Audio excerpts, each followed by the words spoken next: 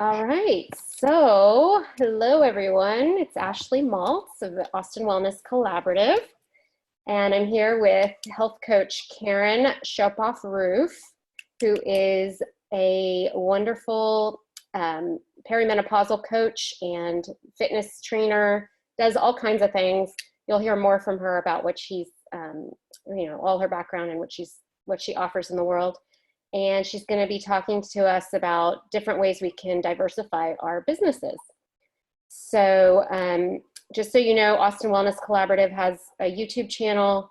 So just go to YouTube and search for Austin Wellness Collaborative, and all the videos will be there. So if you're not watching in real time right now, you can catch it then. And as Karen says, it's evergreen content, therefore it's not changing, so it's going to be there. All right, I'm going to hand it over to Karen, and if you have questions, anyone on the call, you can, we'll have a Q&A after her talk, and then also you can type in the comments, the chat box. All right, go. Take it over, Karen. Great. Thanks, Ashley. I appreciate you asking me to share this because I do believe that for those of us who work in service-based businesses, primarily as solopreneurs or very, very small enterprises, that we have an incredible amount of knowledge and gifts up here and here that we have to share with people. But sometimes we have a hard time getting those out and getting them to the people who can use them, and not just the people who we're lucky enough to live in the same place and we can work with on a one-on-one personal basis, but how do we expand those offerings to include virtual offerings and to really spread our knowledge and our expertise with even more people without reinventing the wheel? Because when we are solopreneurs or small practices, like the last thing we have time to do is more stuff, right? There's already plenty of responsibility just in keeping our business going. Many of us probably didn't get into this line of work really understanding that how much like paperwork and logistics and businessy stuff there was, in addition to whatever our specialty, our modality of health and wellness and healing is. So I come from a background where I just had my business anniversary 12 years ago. I started a boutique personal training business working with pregnant and postnatal women. And that came out of my own experience of when I was pregnant, not having anybody to turn to for expertise. And, this is like 17, almost 18 years ago now.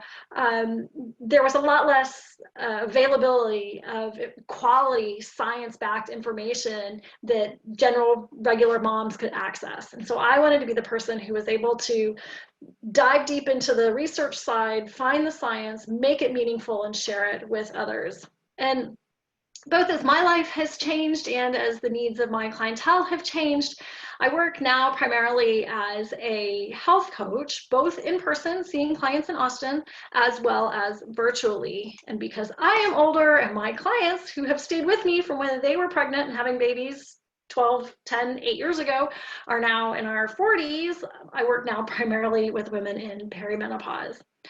But I got lucky. Because when I started, I come from a research background, an academic background, and I've always been somebody who's liked to write and to be able to take what I found in my research and to put it into language that people who don't love the research and who don't love the heavy technical language can understand and make meaningful for them. And so I started a blog over 11 years ago, which I'm like a dinosaur in the blogging world. I'm like a grandma blogger. But what I didn't even know then was what an unbelievable resource that would be for me and my business to grow my audience, to take me well beyond what I can do working one-on-one in the time trade. You pay me for an hour of my time, and how I could expand that and really diversify my knowledge, my expertise, my passion for what I do to have a much wider audience and multiple income streams.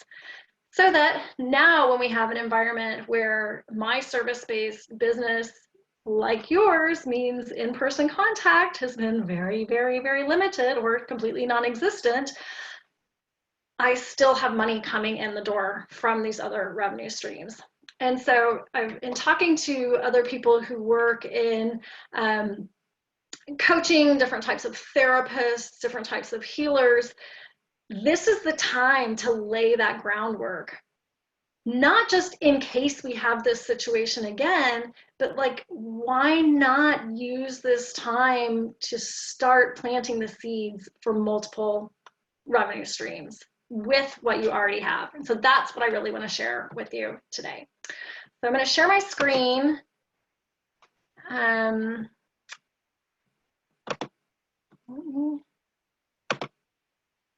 That's not it. That's not it. Just a second. I've done this. It's down at the bottom, share. I've got it. It's just not giving me, well, here, I can get to it this way. You're going to get to see my 9,000 things in my Google Drive. Oh, it's not connecting. One more time. I made you a co-host, so I'm not sure. I wonder if, there you go. Here we go, here we go. All right, can y'all see that now? Okay, so talking today about diversifying your business and how outreach can propel your growth. And so don't be scared of that word outreach. We're going to talk about it in a lot of different ways.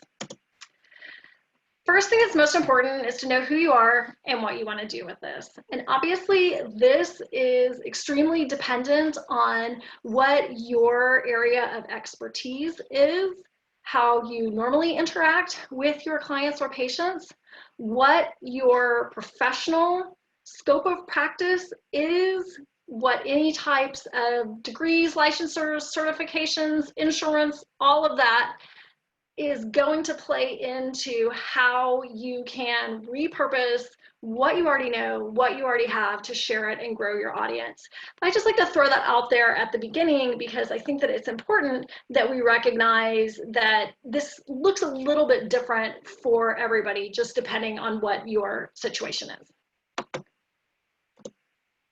So what am I talking about in terms of outreach and why outreach? I'm talking about writing a blog, doing a podcast, starting a YouTube channel, how that type of education-based outreach can be used as leverage for you to grow your business. Number one, it is fantastic advertising.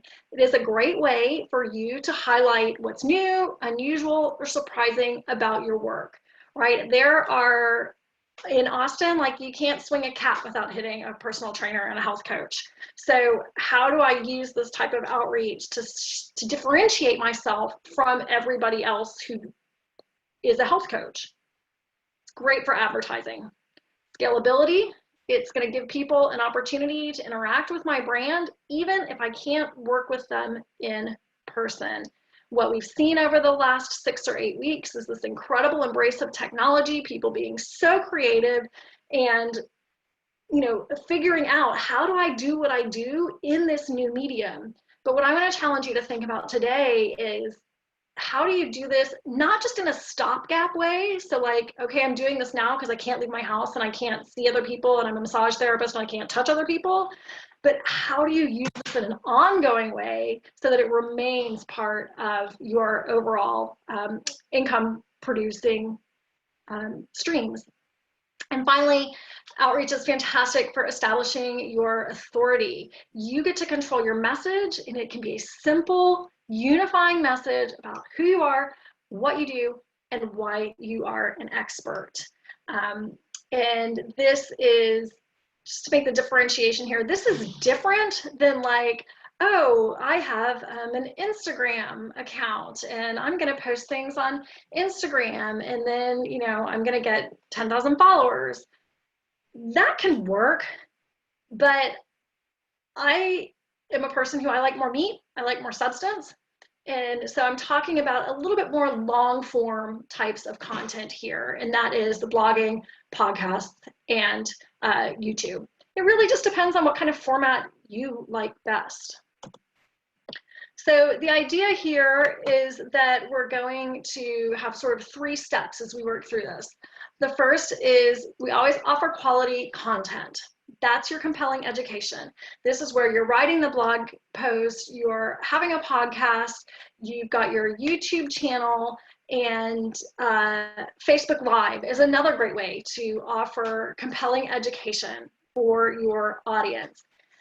The main thing you need to think about, though, is in order for it to be compelling and to have people come back week after week, there does need to be some thought behind it. So you can't just like show up and start talking on Facebook and have whatever you're saying today be completely disjointed from whatever it was you said the last time you were there. So it's part of building your authority and building your expertise is being able to drip feed or drop the breadcrumbs for people in a way that they can pick them up and take them on board and it's meaningful to them. Otherwise, they feel like sort of confused and, you know, like, okay, well, this person's like way too smart for me. I can't keep up. And that's certainly not what you want to do. And so I really encourage you to figure out which sort of strategy or which format works best for you, and you stick with really one format at the beginning. Because if you drop a blog post over here and then you record a podcast over here and you've got like 3 things on your YouTube channel, you're not going to create any kind of traction, no matter how wonderful your educational content is. Quality content can come in the form of substantive FAQs. So I mean, we could like stop right now, and I actually want you to like make a note to do this at the end, to write down the 10 questions that people ask you all the time. The things that you can answer in your sleep, because as soon as you go to a networking event or a party and somebody's like, oh, this is my friend, Dr. Ashley Moss, she is a holistic physician. And then somebody's like, oh my gosh, can you tell me about, you know what I'm saying? Like people do this to us all the time. So make that list of 10 questions and answer them really, really well. It doesn't have to be long, 150, 250 words, right? If you think, or you have a brain block, kind of like typing out what the answers are, use your phone and the voice recorder on your phone and speak the answer as if a friend just asked you whatever that question was, and then you'll get that down. The third part of quality content that you want to offer people is some type of a freebie. So like you come to my blog or I listen to your podcast or check you out on YouTube and you have some type of, you know, wonderful thing to tell me about how Amy, like how aromatherapy can help me sleep better. And then you're going to give me as a freebie some type of a cheat sheet, like here's an easy bedtime routine to help you sleep better. And it's going to include whatever your aromatherapy protocol is. Just an example I'm making up right here. But the idea is that when you're offering people quality content, it is meaningful enough to them that they're willing to give you their email address. As service providers, I find we don't do a great job really nurturing people. We're great at the education part, right? We can tell people all about everything we know and we can work with them and treat them one-on-one. But the real key in creating diversification in your income streams is being able to really nurture people, have them come back, have them ask the 4th, 5th, 6th question so that you can continue to demonstrate to them how much value you bring to their lives. And so that goes into the second part, which is growing your client base. If you have an email list and you nurture your email list, and what I mean there is you're continuing to educate via the email list. Maybe it's even just, hey, y'all, did you see that I had this incredible interview on my podcast this week? I really think you would like it if you are finding yourself reaching into the pantry all the time because you're now working at home. Go check it out. Here's the link. Boom. So you're just circling back around and keeping people in the loop of what you're doing.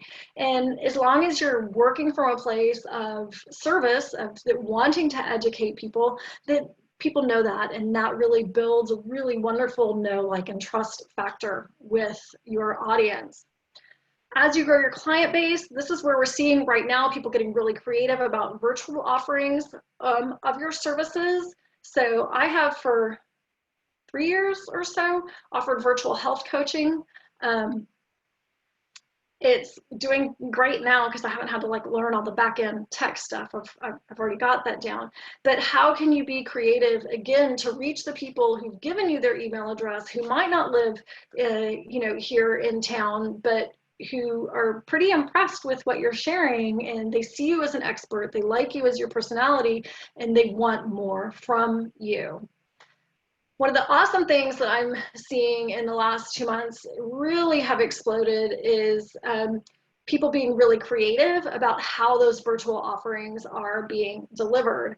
I'm in a like business coaching group with people who are like food bloggers, who are like mom bloggers, and these people are being amazing with having like basically a paid Zoom call where they are doing a demo of how to meal prep, or they are teaching people how to do a super effective 15-minute circuit that you can do 3 times a week, but diving really deep into the proper form, the mechanics, the work and rest period.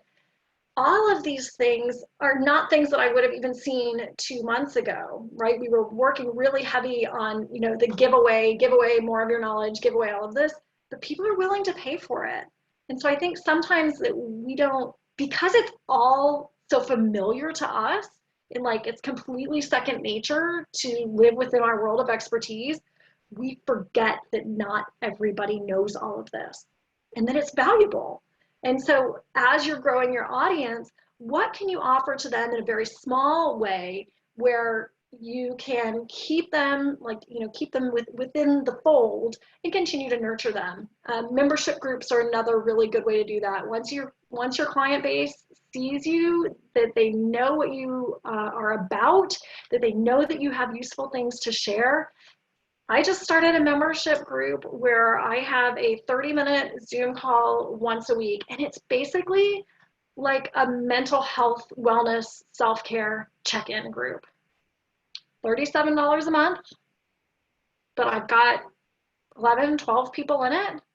So this is a completely new income stream that I didn't have 6 weeks ago, with absolutely no investment for me in terms of, technology or software or anything, just running it completely with what I have. So how can you get creative with growing and nurturing your client base? Finally, and we're going to dive into all this more in just a second. Finally, demonstrate your authority. So once people have come back, they've liked what you've had, you've given them their freebie, they come back, they're hanging out with you, they're interacting in your Facebook group, whatever it is, then you get to start pitching them new services or add-ons to what they already have. Do you have complimentary offers that you can give them? We're going to dive into this in a little bit in terms of affiliate marketing. How can you create what you already have into an ebook or an e-course that you can sell on an ongoing basis? Again, not just until your business goes back to normal, but even after all of this is over. You've already put in the work and it's there. And this is where a lot of my recurring income is now coming from, is from e-courses. There are speaking and writing opportunities that come up once you've demonstrated your authority. Those can either be podcast appearances. Yes, you can get paid to be on a podcast. Or you can participate in online summits where it might be, I'm in one next week about conscious eating, where there are 20 experts from sort of all different fields around health, wellness, nutrition, all talking about ways to be more mindful as we approach diet and in different phases of our life. And it's free, or then people can pay an upcharge to have access, lifetime access to it. But then that if they pay for it, then that revenue is split among all of the speakers. So it's a very low investment on my part. I recorded a 20-minute webinar, 25-minute webinar that was literally 3 blog posts that I had written, that I just sort of stitched them together, and I made some slides and I read it. And, you know, I'm probably going to wind up making probably $500 to $600 off of that. So these opportunities come up. Excuse me. But how do you make it happen, right? So what can you do today to leverage your expertise and offer quality content? Well, what do you already have that can be repurposed? I'm guessing you have a lot more than you think you do, and I'm going to drill down on that in just a second. As I already suggested, brainstorm your favorite topics that you love to talk about, or those frequently asked questions where when people meet you for the first time, that's what they ask. The other thing to do is to identify people who have complementary services to yours or complementary businesses to yours, because those are the people with whom you reach out to do things like podcasts, online summits. And so that's not like a quick win, but again, this is about planting seeds while we have the time to do it. So repurposing that content, don't reinvent the wheel. Where is this coming from? Do you already write a newsletter to your email list? If you do, I hope that your email system has all of those saved for you, because that is an incredible amount of content that you have already written that probably needs a light edit and can be used as either a blog post, the basis of a podcast, a Facebook Live, or a YouTube video really, really easily. Do people write you emails and ask you questions? Do you have the replies to those emails? This is actually how I started my blog more than 11 years ago, was I was noticing people were asking me the same questions over and over again. And I felt like it would just be easier to have a blog where the questions were answered, so that when I got the question again from somebody, I could just say, oh, here's a link to your answer, and send them to my blog. And that was how it started. For those of you who do more research as part of your work, do you have papers that you've submitted to journals or conferences? Can you repurpose that? Do you do any pitching for PR purposes, like to be quoted in a newspaper or a magazine, or to go on TV or other types of media? Your Facebook Lives, or if you've already done videos and you want to do those, move those into a different format, you can transcribe them yourself or use a service like rev.com, which is $1 a minute of audio to have a transcript made for you. And if you already have any infographics, those are wonderful to repurpose as well, because, you know, different people like different things. We're all different types of learners. So some people respond better to written work, some people respond better to audio, and some people really need the visuals. So whatever works best. And if you don't know what works best with your audience, ask them. Sometimes we forget, and you know what, people love to talk about themselves. So some of the best emails response to emails I get are the ones that are super simple and say like, hey, I'm thinking about doing a little bit of teaching about how living in a constant state of low-grade stress is affecting your cortisol levels, and how that plays out in your perimenopausal body. Do you want to hear me talk about it? Do you want me to write a blog post about it? Or are you not interested? And people always respond. So don't ever be afraid to ask. And if your audience is tiny, that's okay. That's okay, because the more you give people what they want, the more likely they are to share, and that's how it grows. So I already talked about this, your favorite topics and your top 10 FAQs. You are the expert, don't ever forget that. If you're like, oh my gosh, I don't think I have any of this, like I don't even know where to start. You do, you have it. It's somewhere within the depths of your computer, there in that scary documents file folder that's, you know, on your ever-growing list of things to organize. Maybe that's just me. But, you know, what have you written that starts off how to do something? Have you made a list or a guide? Have you ever done, you know, top 10 ways to reduce your stress? reasons why you should not self-medicate. 30-day challenge to wean yourself off of sugar. These are just ideas. But if you've ever had these conversations in your head about anything like this, again, grab your phone, talk it out into a voice to text, and you're going to be surprised with how easy it is to come up with tons of content. But I really think you probably already have it. Okay, so how does all this content actually make me more money? Because this is what we all want to know. These are 3 ways, these are like the 3 quickest wins, I would say, that take really the least amount of effort on your part. The first is to engage in affiliate marketing. This, again, I'm going to go back to my initial point, is probably you're going to want to make sure that whatever you're doing in terms of affiliate marketing is within the bounds of your professional credentialing and your personal code of ethics. So for me, I work with a lot of different brands on affiliate marketing. It might be that I'm recommending, right now I have an ancient blog post that I've redone. It's blowing up of like, what do I need in my home gym? Because everybody is having a home gym. And so, I'm just giving my favorite brands of resistance tubes and dumbbells and a yoga mat and, basic types of things like that. But each of the links in there to those products are affiliate links, which means that if anybody buys anything through those links, then I make a small percentage off of that. I have decided, like for myself, I do a lot of writing on my blog about perimenopause.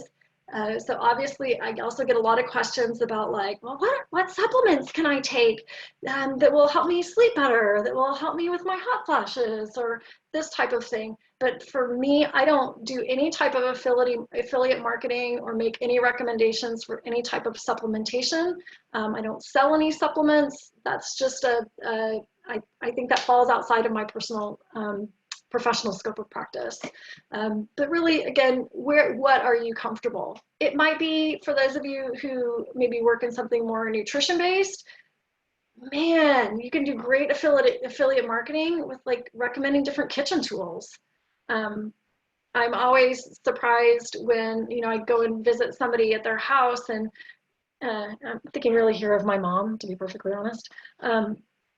And like she uses the same one knife for everything and it's like completely dull. And I'm like, do you even know how hard this is making everything? So if you write about nutrition, you can be recommending what are your favorite knives? What's your favorite garlic press? How do you actually, cut a mango without destroying it and getting shreds of mango everywhere? Whatever. But there's lots of opportunities for that. Unless you have a huge audience, which takes time building up, this isn't going to be tons of income, but it's a couple $100 every month. And so again, I'd rather have it than not. Sponsored content is working directly with brands or directly with companies to promote whatever it is they offer. Again, working within your own alignment and your own value system. I get pitches to work with brands that I'm just not interested in working with. It doesn't fit my personal ethos, even if my audience might love it. It's something that seems really scary, but the reality is the number of really qualified people who are out seeking sponsored content for an audience that's already pre-vetted is really low. Because let's be honest, a lot of people who are doing YouTube and blogs and podcasts don't actually know what they're talking about. And so brands are really willing to pay for high quality presenters. And then if you reach a certain threshold of whether it's the number of subscribers to your YouTube channel, or if you can find a sponsor for your podcast, or if you have enough visitors to your blog, then you have the opportunity to run ads. And those are basically where you get paid on a visitor by visitor basis. You can make a lot of money off of it. And a lot of money here is more like, thousands of dollars a month, anywhere from, $2,500 a month to, I know bloggers who make $20,000 a month just from ads from their blog. Wow, I know. But because I really believe in keeping the science basis of what I write about, I've opted not to include ads on my blog because I don't want something like, I don't know, 10 disposable panties on my blog that's talking about that you shouldn't have to live with stress incontinence. And as a content creator, I don't have the authority to like completely pick and choose what's on there. So that's down the road once you get things built up. But the affiliate marketing is something that you can start right away. And the affiliate marketing isn't just for products. It's also for pretty much anybody who sells an ebook or an e-course has an affiliate program. So if you've done any kind of program online that you have loved and you recommend to friends, you need to reach out to that initial person who created it and ask if they have an affiliate program, because most of them pay 40 to 50% of like a finder's fee for every one that you sell, which works great because like for me as a content creator, that's just, once it's all made, it's done. It's completely recurring income. So I would rather have 50% of something than nothing. So it's worth it to me to pay affiliates as well. So we talked a little bit about this. I want to be specific though about, okay, so how do we monetize this growing client base? They've already decided they like and trust you. When somebody exchanges their email to say, I want to hear more from you, they've like pre-selected themselves so that it's better than like they're just scrolling through Facebook and hitting like. They actually want to hear from you. And I think a lot of times what happens with people who are very well educated, who are very expert within their niche, we undervalue ourselves. And if we can learn to feel comfortable with combining the education that we're continuing to give our audience with sales offerings, whether that is, oh my gosh, y'all, I just read this amazing book that, completely changed the way I think about, why my brain is hardwired the way it is. You should really check it out if you're interested in, brain and cognitive health as you age. And then you drop an affiliate link. It's not gross salesy. It's literally me saying, I loved this, you should read it too. But why not get a little bit of income off of that? Because it really boils down to using that email list to your advantage. Every piece of outreach you send out should have a call to action, inviting readers to join your list. This is the most powerful thing you own as a solopreneur. You own your list, they are your audience. It doesn't matter whether Facebook decides tomorrow that they're going to start charging you for having a business page, or if Instagram is going to allow you to put links on your posts, but only if you pay to play. Once you get that email from somebody, you are ready to give personal contact, whether it's by email or direct message like in YouTube, and that nurtures the connection that turns the browsers into buyers. Continue to refer them back to your original outreach source. Continue to give them the goods. Continue to build up your authority with them. Ask them to share. People love to share things they like. So sometimes we forget though. But this is the way to really create an audience where they want more from you and are willing to pay for it. Using technology to your advantage, we talked a little bit about earlier.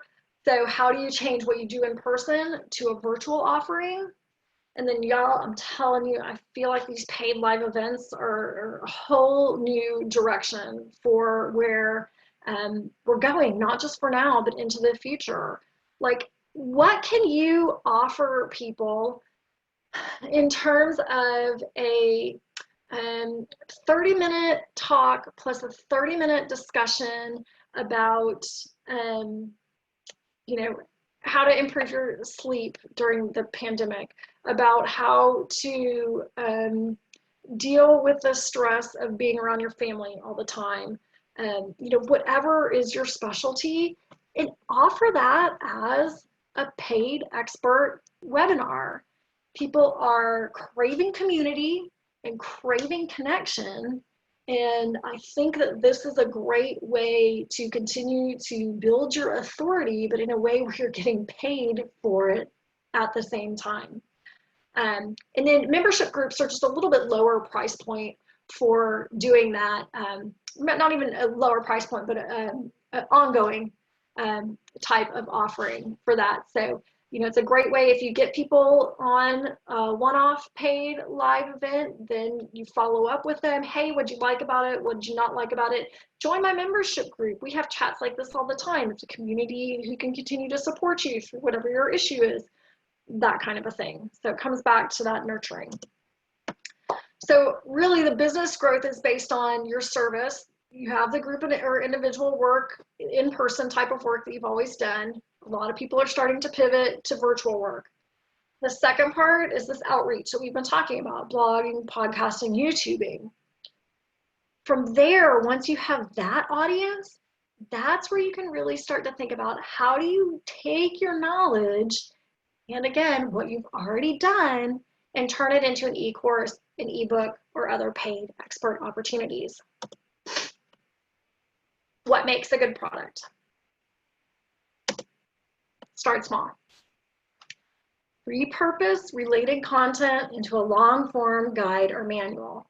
Like the example I gave earlier, where for this online summit, I basically took 3 blog posts that all had related content. One was about dietary changes during perimenopause, and the other was about controlling your blood sugar, and the other was about foods that can help you sleep better. And I sort of knitted them all together. I don't know, it took 20 minutes to do that editing. It really wasn't hard. In something like that, you can include, depending on the format it's going out in, you know, say this is like a downloadable guide, include the affiliate links for different products that might support that. So I write a lot about sleep and the importance of sleep in perimenopause. I have affiliate links that go to wicking pajamas in case you have night sweats, to weighted blankets to help people you know, shift into the parasympathetic nervous system. I think those are 2 that I can think of off the top of my head. At the end of whatever your guide or manual is, you remind them that you have service offerings and you have virtual service offerings. You have a membership group, whatever it is. This is a great thing to do because there's little tech infrastructure required. You knit this content together, you make it a PDF, maybe you spend a little bit of time or, you know, go with somebody who can help you make it look pretty, and then you slap it up on a page on your website and people just, they pay for it. You send them that hidden link to your website and they download it from there. It doesn't have to be complicated. And I think this is where people get stuck, is they feel like it has to be big in order to charge for it, but people will pay. Starting small, a low price point, up to about 20 bucks. The kind of thing where people will pay for without even thinking about what the cost is. A little bit bigger, you can think about, well, do I want to do an ebook or an e-course? Again, ask your audience, what do they prefer? What format do they prefer? But the real answer is you can do both, and they can essentially be the same content, because the chapters in your ebook becomes lessons in your e-course. That way you give people options. Do you want to read? Do you want to have video? Ebook is super fast to create. Again, what content do you already have? How much of it is related content? How can you string it all together? And an ebook has lower overhead. Basically, you're going to spend a little bit more money getting it formatted into an ebook format. Still talking here, I don't know, $25, $30, not a lot. And you can put it up on your website as a hidden link and just have people download from there. Even if it's the same content, I have found that people will pay more for an e-course. However, there's more investment on your part on an e-course. Most people use some sort of separate learning management system. in order to keep all of the, enrollment and videos, and if you have handouts that go along with it, you're going to want a little bit more robust technology going behind that. So if you're going to start, go for the ebook, but keep in mind that you can create an e-course out of this same content later. The expert opportunities, if you start reaching out to people in complementary niches and services to you now, you can do podcast guest trades. There are paid podcast guest opportunities that you can find. Like I gave the example too of being an online summit speaker. And when we are allowed to have events again, to be a paid speaker at an event. The best way though, if you want to get paid for being a podcast guest or an event speaker, is to be able to point to your ebook or your traditionally published book, if you have one of those, is even better, or an e-course where you can say, look, I've already had X number of people who have responded to this material. This is in demand. And that just helps to sell yourself as somebody who is going to be delivering something that whatever the event is that audience would want. So here's how it all sort of works together. You start at the top where you're delivering quality content. You've got to start there. This is a much easier thing to tell this group because I already know that you already have quality content because you're all amazing experts at what you do. You offer a freebie to people to grow your email list somewhere within that content. Hey, if you'd like a cheat sheet for making meal prep easier so that you can get a healthy meal on the table, give me your email address and I'll send it to you. You nurture that email list through a know, like, and trust sort of factor. Those people become new clients. Create paid virtual offerings for them. They're at a low price point, so they just kind of want to hang out with you a little bit more. They just want to learn a little bit more, but they might not be willing to, maybe they can't afford, or maybe they're not quite convinced that it's valuable for them to go for whatever your bigger ticket type of service or item is.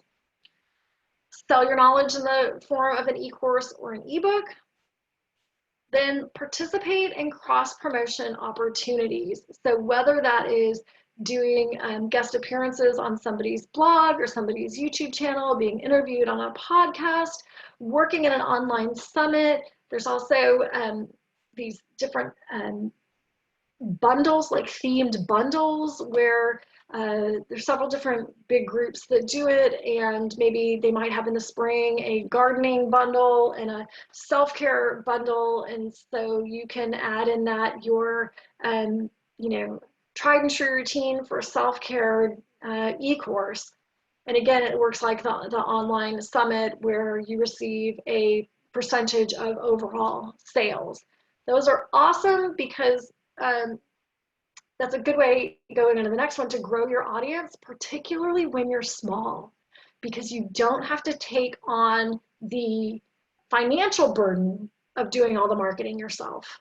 And so that's why it's really, really valuable to look for different cross-promotional opportunities, because you get your word out there, you get your education out there, you get your authority out there, but without having to do all the heavy lifting and the financial heavy lifting of marketing. Because most of us don't have the time and certainly can't afford to do that. But you are only one person. So remembering how what's the goal? Like, what are you trying to do?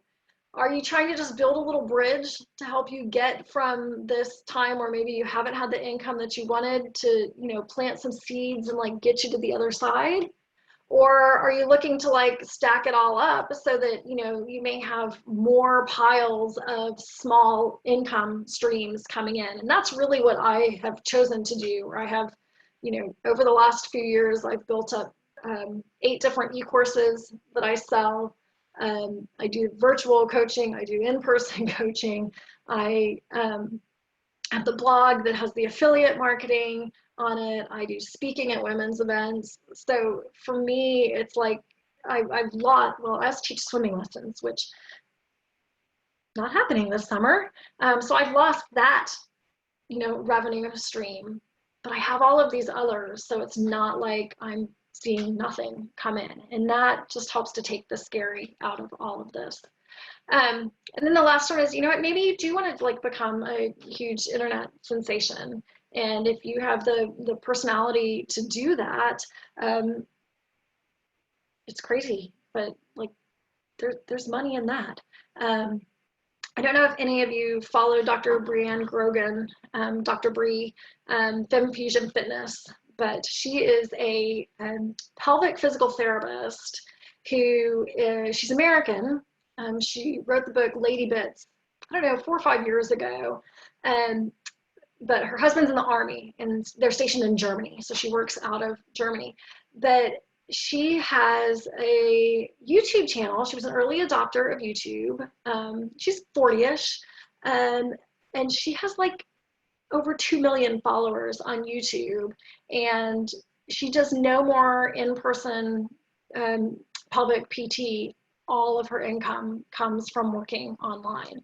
So there are credible people who figure out that that's the venue that they want to work in. And who knows, maybe you don't even know how great you're going to be at that because you haven't ever had to try it yet. So think about that. I'd be happy to answer questions as I'll flip back so I can see them in the chat, but you can find me around the web and hopefully again soon around Austin. Let me go. Yeah, thank you so much, Karen. You're such a wealth of information, and I love that you have all this knowledge and experience, especially in this area, because I feel like a lot of us, we get siloed into, I can only do one thing. This is all I've learned how to do. And, I'm very guilty of that. When I first went into private practice, I felt like I had to do all these other marketing things and business things, and I had no idea what I was doing. I still don't. I kind of don't do those things because I got so intimidated by them. So first I had one question. How do you get affiliate contracts? Like for, let's say, a product, like a knife you think is great, or? Oh my gosh, good question. And it's so easy, it's ridiculous. The first thing you can apply if you want to be an Amazon affiliate. Until about a month ago, that was a great deal because people are familiar with Amazon. They can go on, they'd go, and you'd get paid out 5 to 8% was basically what Amazon paid. As of May 1st, they've dropped most of their affiliate payments to 1 to 1.5%. Not a great deal, not really worth your time. It has always been a better deal to go to the individual brand. So we've got Trader Joe's rice drink there that Dr. Fred Bloom is drinking. And the chocolate. And the chocolate, because we see. That's right. I used to work somewhere where we had a 3 o'clock chocolate break every day. That was great. That's my life. But anyway, what you would do is, well, let me pick a different brand because Trader Joe's is a little bit different. I'm looking around my room here to find, okay. Burt's Bees lip balm. So what I would do is I would Google Burt's Bees affiliate program.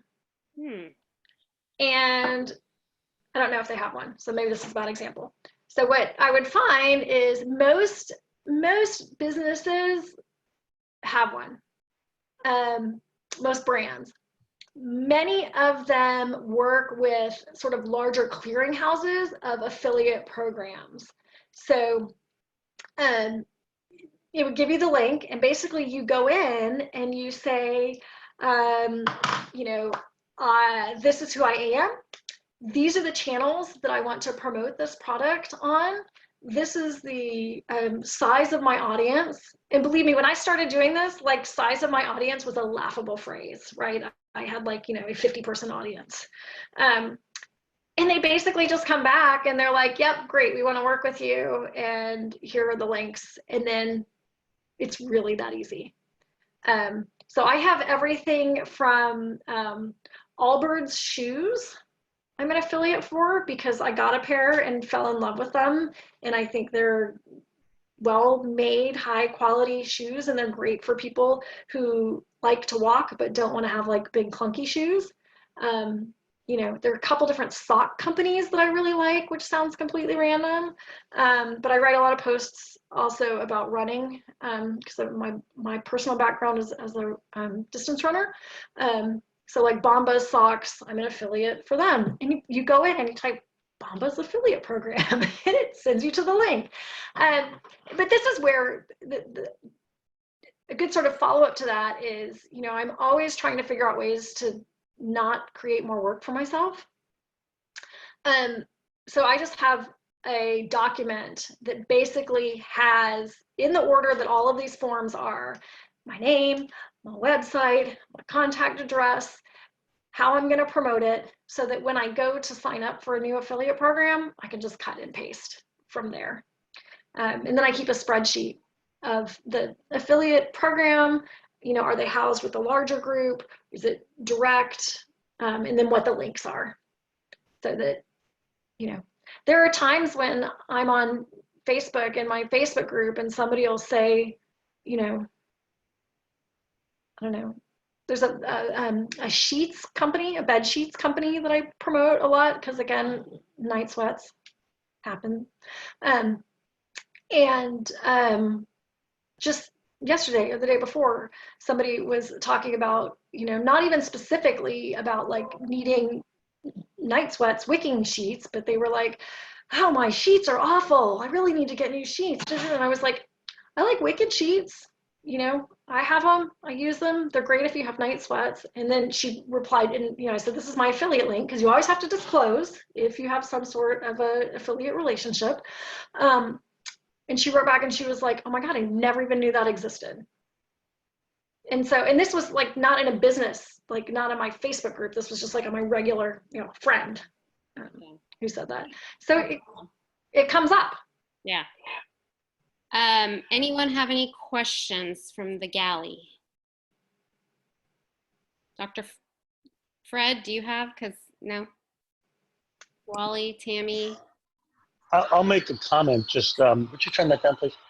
My son's watching TV. Just that, and I think, Karen, you kind of already pointed this out, but it's worth repeating that I have a pretty narrow range in how I can make money, and I have a lot to offer, and there's a lot of ways to offer it that doesn't include like me coaching one-on-one or me coaching a group, which is pretty much it right now. And yes, I just started a virtual class, which just happened to coincide with everybody getting locked inside. But you listed a lot of other possible ideas, and I appreciate that. Thank you. And good for you. Good for you for being on that leading edge and giving it a try, because it can be scary too. And I think a lot of us, like, I've had completely failed online programs, and not a failure from like I didn't have people enroll, but a failure from I felt so detached from it that it felt inauthentic to me. And so I quit offering them. And so just to say that, like, if this is all really new to you, that it might take some trial and error to find something where you feel like you're still sharing that level of quality that you expect from yourself and that you want to deliver to the people who you serve. Well, Karen, yeah, and one of the ways that I was able to sort of solve that a little bit is I actually have a partner, in at least for the virtual stuff that I'm just starting with, and she manages pretty much all of it.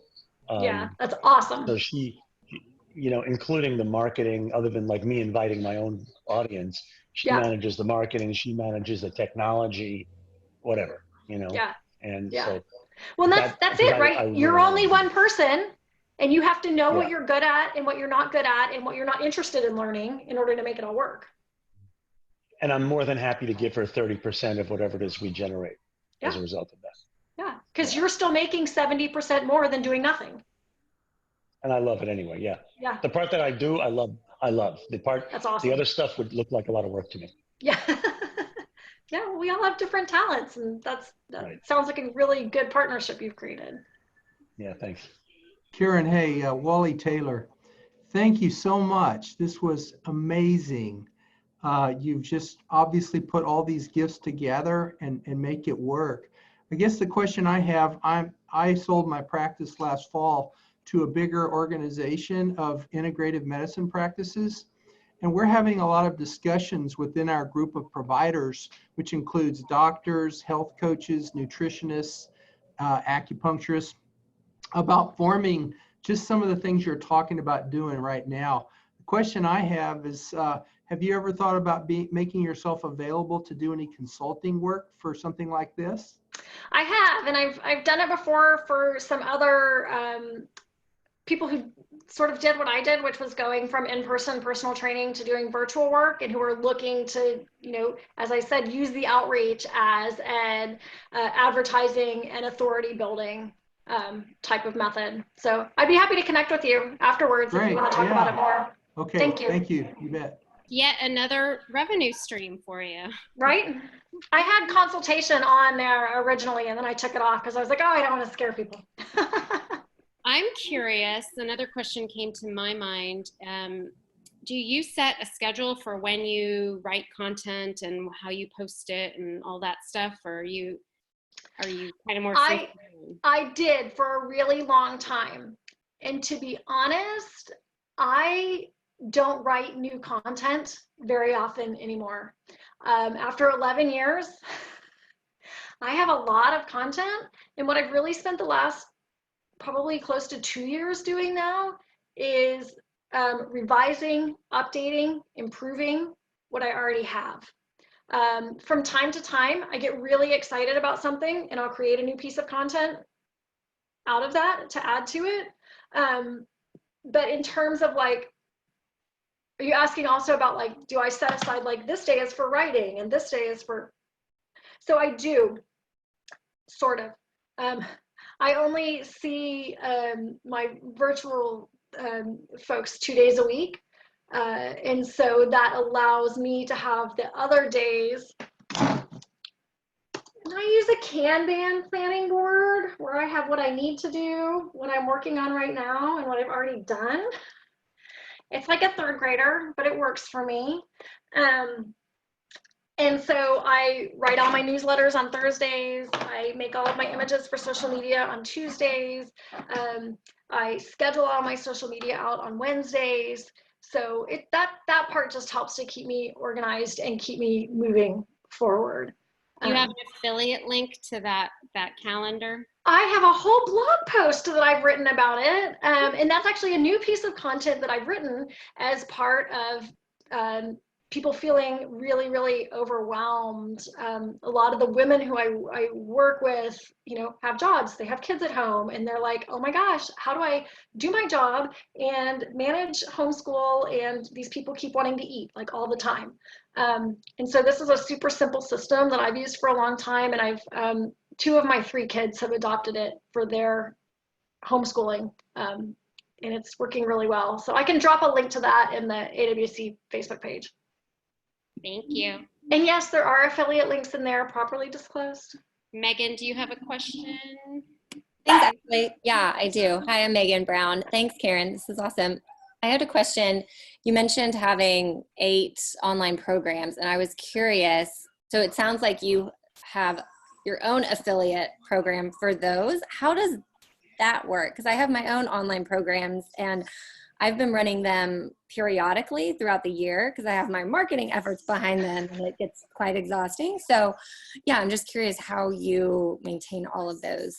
How are yours delivered? Are they in a learning management system? Are they on your website? Are they dripped by They're email? off of my website. I kind of created my own learning management off of my own website.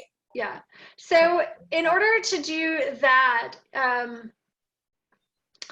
because I had mine on my own website for a while. And one of the reasons I moved to a learning management system is so that it's just easier to, as my affiliates were growing, I couldn't keep up with it.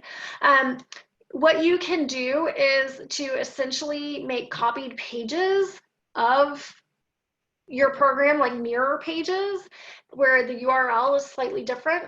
and that you give out a separate URL to each person? Or do you use like PayPal as the payment? Either PayPal or Stripe, and then they're behind like a member, so it's tied to, the payment is tied to a member ID that grants them access. So it is held separately, and I started setting up like an affiliate. Yeah, let me dig a little bit more into that, because I'm a visual person. Like, I'm gonna have to draw it out in order to figure out how to do it. But I'd be happy to connect with you afterwards and sort of download what I think my idea would be for doing that. Sure. Yeah, I would just. There's a way to make it work. More on how you have that set up. Just to like instigate here, you guys might want to collaborate on some affiliate programs, because sweet. Karen can do the fitness part, but you know, Megan is the meal prep and like time, and she's really good with that. Cool. Yeah, because I don't do, you know, I talk in general terms about like ideal things to eat, but I don't do any meal planning, any meal prep, anything that could even slightly be considered as, you know, direct nutritional advice. Cool. Yeah, I'd love to connect more. Okay. Yeah, good. that'd be great. Thanks. All right. Well, thanks so much, everyone. This was awesome. You can hear my dog Lexi barking in the background. She agrees. She loved it. And it's so good to see your faces and hear you. And I can't wait to hug everyone again and just be in community, hopefully soon. I mean, I don't know. But if you want to listen to the talk again, or maybe Karen can send her slides if you reach out to me or her. And this will be on the YouTube channel, Austin Wellness Collaborative. And it's public, so you can share it. Thank you. Everyone have a great rest of the week and stay well. Thank you, Thanks, everyone.